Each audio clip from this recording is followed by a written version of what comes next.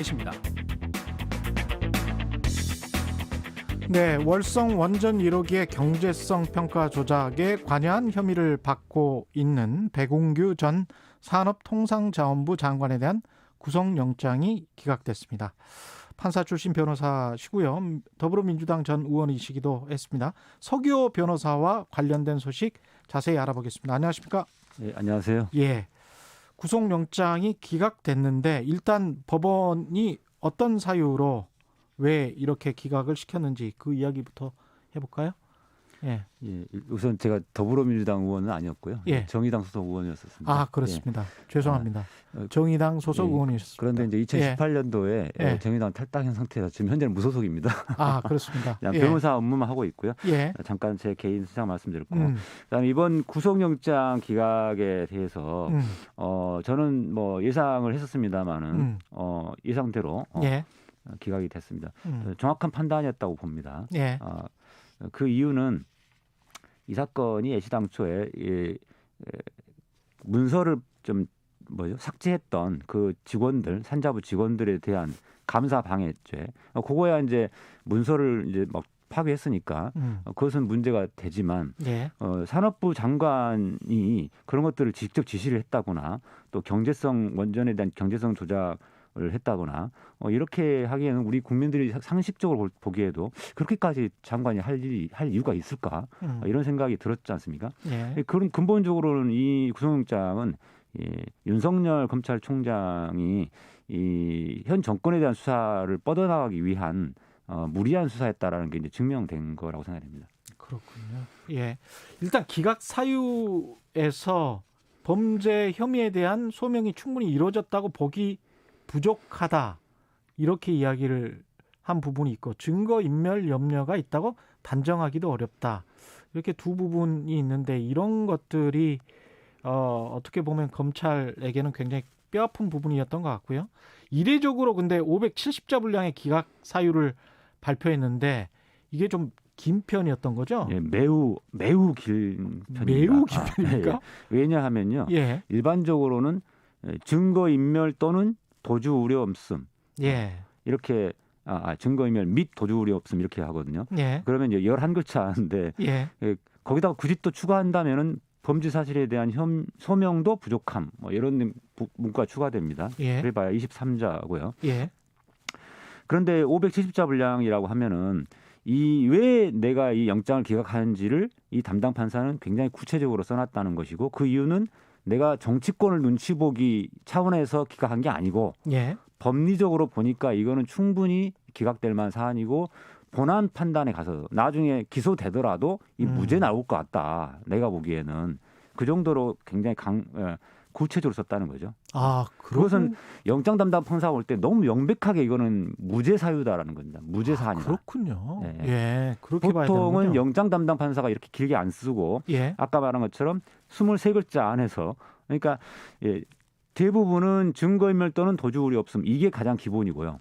왜냐하면은 소명이 충분한지 아닌지 무죄 가능성이 있는지 없는지는 영장 담당 판사가 원래 판단하면 안 되는 겁니다. 예. 근데도 보통 가끔씩 이제 영장 담당 판사가 소명이 부족하다 이런 표현을 쓰기도 하는데 그것은 너무 명백해서 이거는 이 무죄가 너무 명백해서 무죄가 명백한 것에 완화된 표현 같은 겁니까? 거의 무죄가 명백한 사안인데 이런 거를 어떻게 구속영장을 청구하냐라고 예.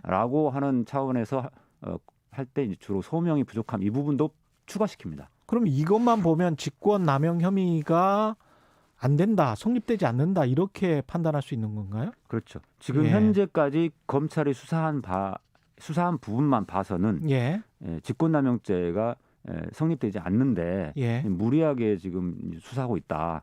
이거 기소해봤자 무죄 나올 것 같다라고 이제 선언한 거죠. 그게 이제 한편으로는 그러니까 수사를 좀 더 충분히 더 해서 나중에 별도로 새로운 증거를 보강해서 구속영장을 청구하든지 아니면 기소해라 이런 것들을 미리 이제 뭐라 해야 되나 이제 경고를 주는 셈이기도 합니다. 그럼 재판부의 영장 기각과 백 전 장관이 영장 실질 심사에 앞서서 이런 말을 했단 말이죠. 월성 원전 조기 폐쇄는 국민의 안전을 최우선으로 한 국정과제. 그냥 행정적으로 그냥 일을 처리했던 것이고 장관 재임 때 법과 원칙에 근거해 적법 절차로 업무를 처리했다. 이렇게 이야기를 한 건데 이게 재판부의 영장 기각 심사의 내용과 일치하는 부분이 있는 겁니까? 비슷한 취지입니까? 아주 정확하게 일치하는 겁니다. 아, 그래요? 그러니까 백운규 장관이 말했던 그 내용 한마디로 말하면 이제 행정 장관으로서 업무상 행정상 했던 그런 정당한 업무였다. 그다음에 그 과정에서 적법 절차를 위반한 사실이 없다. 그래서 경제성 평가를 조작했다 이런 표현을 해서 불법이 있었던 것처럼 지금 언론에 많이 보도됐는데 그게 아니라는 거죠. 그런 부분들에 대해서 이 백운규 장관의 그 소명을 해명을 판사가 사실상 거의 다 받아들인 셈이다. 근데 충의가 다른 문제일 수가 있는데 경제성 평가를 실제로 밑단에서는 조작이 됐다라고 우리가 가정을 한다면 그 조작을 했다는 것과 백운규 장관이 지시를 했다는 것은 또 다른 문제일 수도 있겠습니다. 만약에 그렇습니다. 경제성 평가 조작이 사실이라고 밝혀진다고 하더라도 예, 그렇습니다. 실무 단위에서 그러니까 예를 들어 장관이 이 부분을 좀 문제가 있어 보이는데 이걸 좀 다시 한번 검토해 봐라. 그래서 어떤 경제성 평가에 대한 보고서가 올라왔을 때 다시 검토해 보라. 이렇게 어떤 추상적으로 지시할 수는 있지 않습니까? 그랬을 때 밑에 공무원들이 그 장관의 취지를 이제 나름대로 해석을 해가지고 이것은 무조건 하지 말라는 거구나. 경제성 평가에서 이거 다시 해가지고 원전을 중단시키라는 거구나라고 해서 과잉 해석해서 그렇죠. 과잉 해석해가지고 보고서를 이 어떤 정상적인 절차에 따라서 평가서를 보고서를 작성하지 않고 뭐 완전히 근본적으로 조작하는 수준으로 했다든지. 지금 현재 언론 보도만 봐서는 실무 단위에서 어떤 식으로 평가가 조작됐다는 건지 조작이라는 표현을 쓰는데 조작이라는 표현을 쓰려면은 완전히 새롭게 바꿔야 되지 않습니까?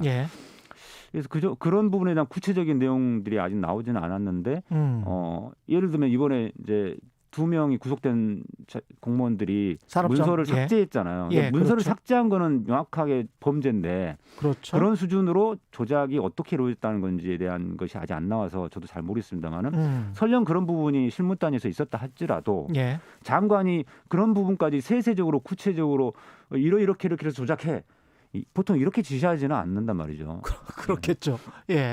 장관은 보통 알아서 이렇게 평가를 다시 해와 보통 이렇게 하죠. 그러니까 충의가 다른 문제들이 여러 가지가 있는데 거기에 고리를 계속 위로 쌓아 올린 거군요, 검찰이. 근데 검찰 입장에서 봤을 때는 이거가 기각 사유를 보고 반발을 해서 재청구를 하겠다라고 하면 법원이 받아들일 가능성 지금으로서는 어떻게 생각하십니까? 전혀 없다고 봅니다. 왜냐하면 전혀 없다. 애시당초에 장관이 그런 세부적이고 구체적인 평가 조작을 지시한다는 것 자체가 상상하기 어렵거든요. 그것은 뭐 현 정부뿐만 아니라 뭐 이명박 박근혜 정부 하에서도 그런 일까지는 흔히 벌어지지는 않습니다. 그렇군요. 그러면 백 전 장관의 경우도 지금 결국은 수사의 난항을 겪을 것으로 보이는데 그 윗선 청와대 지시 여부 이게 기본적으로 정권의 부정부패였다. 뭐 이런 이야기 언론에 많이 흘러나왔었는데 거기에 대한 수사는 별로 갈 가능성이 별로 없습니다. 지금 이런 상황이면. 그다음에 또 한 가지 우리가 주목해야 될 부분은 이 부분을 자꾸 청와대 지시하에서 이제 백운규 장관이 이제 어떤 실행을 하고 뭐 이런 형태로 지금 구성을 하고 있는데 그런 부분들이 뭐 과거 이명박 박근혜 정부 시절에 뭐 블랙리스트라든지 뭐 이런 거하고 비슷하게 이제 구성하려고 하는 것 같았습니다. 그런데 그러려면은 어떤 이유가 있어야 되거든요. 왜 이걸 이렇게까지 무리하게 원전을 즉시 가동을 중단시키려고 평가를 조작하지 할 동기가 뭐냐. 이게 좀 나와야 되는데 그 동기가 나오지 않습니다. 예를 들면 박근혜 정부 시절에 그런 블랙리스트 건은 어떤 동기가 있단 말이죠. 굳이 이런 원전을 그렇게 빨리 즉시 중단을 가동을 중단시키려는 그런 목적이나 동기가 있어야 되는데 그런 부분은 잘 안 보입니다. 그렇기 때문에 더더욱 이 부분이 재청구 되더라도 받아들일 가능성은 없다라고 생각합니다. 이 월성 원전 수사와 관련해서 윤석열 검찰총장이 이 사건을 직접 챙긴 그 이야기들 그런 것들은 언론에서 이미 많이 보도가 됐었기 때문에 윤석열 검찰총장에게 직접 타격 불가피할 것으로 보입니다. 어떻게 보십니까? 예, 그렇습니다. 예. 윤석열 총장이 이 월성 원전 사건에 대한 수사를 굉장히 집중적으로 2019년 7월 이후에 조국 전 장관의 수사와 그다음에 유재수 그다음에 그 청와대 하명 수사 뭐 이런 것들처럼 집중적으로 챙겼지 않습니까? 그래서 공무원 2명이 구속됐을 때만 해도 이거 뭔가 있는 거 아니냐 이런 사람들 많은 국민들이 이제 생각을 하셨 분이 계셨겠지만은 예. 그게 감사를 앞두고 어떤 통상적으로 공무원들이 좀 이렇게 나중에 질책당할 만한 것들을 이제 삭제하는 그런 경우가 좀 있는데 그런 차원에서 벌어진 일로 지금 비춰지고 거기서 더 나아가서 이 원전을 조기 중단시키려고 경제성 평가를 조작했다거나 뭐 이런 정도 수준은 아니다라고 보입니다. 근데 이번 법무부 인사에서는 그 대전지검장 이두봉 대전지검장이 월성 원전 경제성 조작 의혹 수사에 이제 총 지휘를 맡고 있지 않습니까? 이건 계속 이제 유임을 시켰단 말이죠. 그런 측면에서 보면 윤 총장의 의중이 담긴 인사는 요 인사가 거의 유일하다고 보여지는데 그럼에도 불구하고 영장 기각이 나와버려서 참 난처한 상황일 것 같습니다. 검찰에는. 예, 그렇습니다. 이번에 그 이두봉 예. 지검장 예. 이분을 이제 유임시켰다는 거는 이거를 이제 만약에 이 월성원전 수사를 담당하고 있는 대전지검장을 막 이제 교체해 버리면 예. 이 원전 수사를 막으려는 어떤 청와대가 막으려고 하는 것처럼 비춰지기 때문에 아니 그게 아니라는 것을 이제 확인시켜주는 측면도 있고 또 한 가지는 이게 어차피 수사를 뻗어나가 봐야 백운규 장관을 비롯해서 청와대까지 뻗어나갈 만한 사안이 아니다. 객관적으로도 그 이제 떳떳하기 때문에 당당하기 때문에 법무부에서 이 부분을 유임시켰다고 보고요. 당연히 이제 윤석열 총장에게는 이제 타격이 가겠죠. 이렇게 보면은 검찰이 이게 정치적으로 이 사건을 부풀린 거라고 봐야 하나요? 언론이 부풀리거나 또는 뭐 정치권이 부풀린 거라고 봐야 되나요? 말씀하신 세 가지가 다 한꺼번에 예. 같이 거의 저는 제가 보기 제 개인적인 견해로는 공모 수준으로 부풀렸다고 봅니다. 아, 그래요? 정치권, 검찰, 언론이 그렇다면 여권을 중심으로 해서 그 기존에 나왔던 어떤 입장들이겠죠. 정부 정책에 대해서 과도하게 정치 수사를 했다. 검찰권 남용이다. 이런 비판이 나올 수밖에 없는 그런 상황인데 거세게 더 이런 비판이 나오겠습니다. 네, 그렇습니다. 예.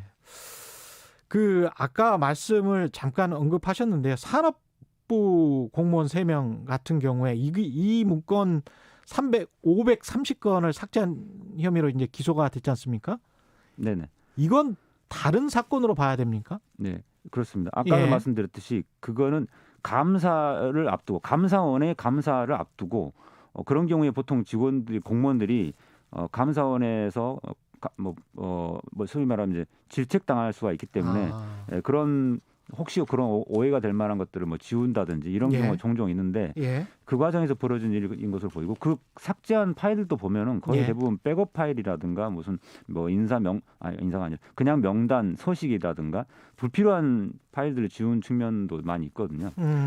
그리고 최근에 언론이 많이 나왔듯이 북한 원전 건설 이적 행위 이런 거에 대한 내용도 전혀 아니고 그냥 실무진에서 그냥 검토만 했던 내용들이고 청와대 보고는 것도 아닌 그런 좀 약간 사소한 파일들이 많이 삭제됐습니다. 그래서 이것과 이런 경제성 평가 조작하는 전혀 관계가 없고요.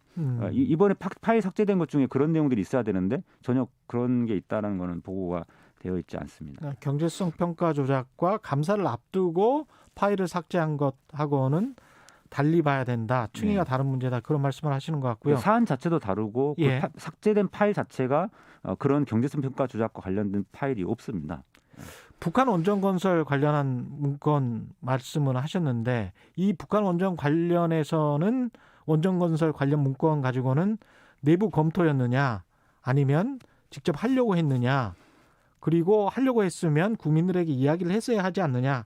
그런 여야 간 논쟁이 계속 이어지고 있는데요. 북한 원전 문건 논란은 어떻게 보십니까? 산업부에서 공개했듯이 그 문건에는 내부 검토용이라고만 써 있고 예. 청와대에 보고한 게 아니라는 게 명확하게 나와 있지 않습니까? 예. 그렇기 때문에 그 부분은 이제 보궐선거를 앞두고 이제 국민의힘 쪽에서 이제 선거를 위해서 과도하게 부풀린 측면이 있다고 봅니다. 오히려. 그 행정부가 어떤 일을 내부 검토든 뭐든 간에요. 가령 이제 과장이든 국장이든 뭔가를 검토해서 문건을 만들잖아요. 네. 그러면 그 의원까지 하셨기 때문에 변호사님 입장에서는 어떻게 보십니까? 이거를 언제 정도의 국민들에게 공개하거나 언론에 공개하는 게 그 투명한 공개 행정일까요? 내부적으로 말 그대로 검토 중일 때 공개하는 것은 오히려 국민들이 혼선을 빚을 수 있다고 생각이 되고요. 예. 이번 실무진이 그 작성했다는 북한 원전 건설 문건만 보더라도 예.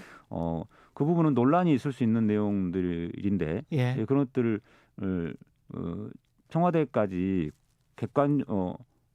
확실한 어떤 정책 결정이 이루어지지 않은 상태에서 그런 것들이 공개된다면 굉장히 혼란이 있지 않겠습니까? 그래서 네. 적어도 장관의 결재까지는 나야 이 부분이 공개 대상이 되지 않을까 이런 생각이 듭니다. 근데 이제 문건을 그렇게 이제 별다른 문건이 아니었다면 왜 삭제를 그냥 겁먹어서 그런 겁니까? 아니면 왜 삭제를 하는 거죠? 이번에 그 파일이 백업 파일이라는 거지 않습니까? 예. 그걸 보면은 불필요한 파일이어서 삭제한 측면이 일단 하나 있고요. 예. 원본이 따로 있다는 만약에 이게 진짜 숨기고 싶은 거였다고 하면 숨기려는 목적이라면 원본도 지워야 되는 건데 원본을 삭제 안 한 걸 보면은 알겠습니다. 예, 오늘 말씀 감사하고요. 서기호 변호사와 이야기 나눠봤습니다. 고맙습니다. 예, 네, KBS 1라디오 최경영의 최강시사 1부는 여기까지입니다. 잠시 후 2부에서는 여의도 정책맨 더불어민주당 양양자 최고위원 만나봅니다. 잠시 후에 뵙죠. 말 같은 말